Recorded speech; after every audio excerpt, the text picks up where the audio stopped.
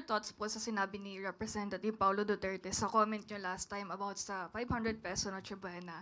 Sabi niya, kung ganyan din lang ang level ng analysis mo, mas bagay siguro magnotaryo sa recto kaysa mag-lecture sa taong bayan kung sapat ba ang 500 para sa Noche Buena. Actually, nabasa po natin mismo yung kanyang media release.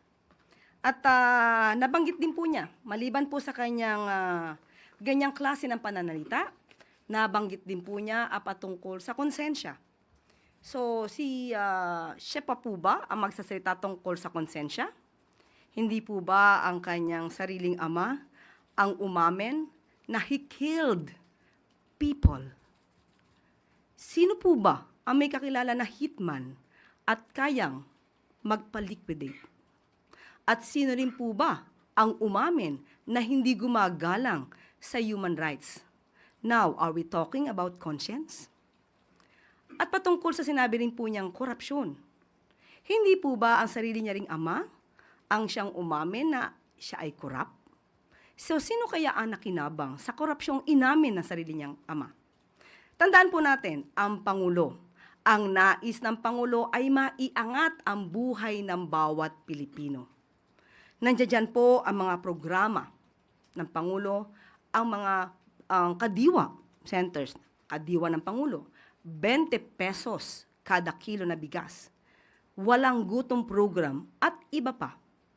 So alam natin, hindi lamang sa halaga ng 500 nagwawakas ang gusto ng Pangulo para maiangat ang buhay ng Pilipino. Ang pinag-uusapan lamang po sa 500 ay kung kaya. Kung kaya. Maski na po ang isang eksperto katulad po ni Steve Kua ng Philippine Amalgamated Supermarkets Association Incorporated ay nagsabi rin po at umayon sa DTI. Ang pinag-uusapan po dito ay kung kaya. Iba po ang usapin na dapat mas marangya, mas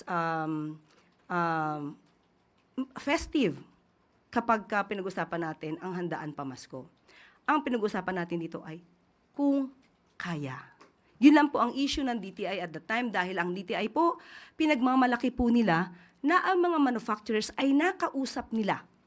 Manufacturers ng mga basic needs, basic commodities, na huwag magtaas ng presyo hanggang katapusan ng December.